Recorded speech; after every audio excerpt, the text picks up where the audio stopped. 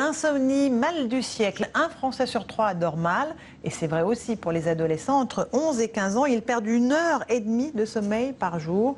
Et nous, les parents, avons beau le répéter, il leur faut bien 7 heures de sommeil par nuit pour se reposer. C'est ce que nous confirment Isabelle Marc et Philippe Véron.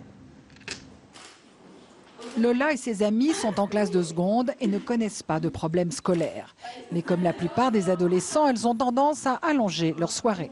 Des soirs, je peux très bien me coucher à 22h30, un truc comme ça, mais comme il y a des soirs où je me couche à 23h30. Maintenant, on a sa chambre, on a ses portables, tous ces trucs-là. Des fois, je me couche tôt, mais j'arrive pas à m'endormir avant 23h30, minuit, et du coup, je me dis, ça sert à rien de se coucher si tôt. Et du coup, le matin, j'arrive pas à me réveiller, enfin, je suis une espèce de moule qui a besoin de dormir.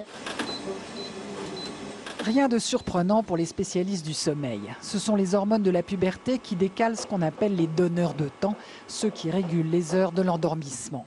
Il y a donc un retard que les gadgets électroniques ne font que renforcer et là, attention. De 11 à 19 ans, plus on vieillit, dans cette tranche d'âge c'est relatif, plus les besoins de sommeil sont importants.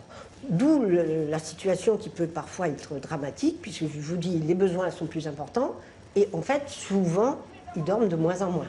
Marc souffrait de graves insomnies et d'apnée du sommeil. Aujourd'hui, avec un traitement à base de mélatonine, il a retrouvé un rythme presque normal et ses jeux vidéo sont soumis à des horaires plus stricts. Les conséquences ne se sont pas fait attendre. Avant, quand j'avais pas de traitement, c'était l'enfer parce que je dormais toute la journée finalement. J'allais pas en cours le matin alors que là j'arrive à suivre. Je suis juste plus reposé, je sens que je suis plus serein, j'ai moins d'anxiété, je me sens mieux, je vis mieux. Mais à côté des médicaments, le rôle des parents demeure essentiel. C'est un contrat à établir avec l'adolescent pour limiter les risques d'une dérive qui affecte sa santé et sa scolarité.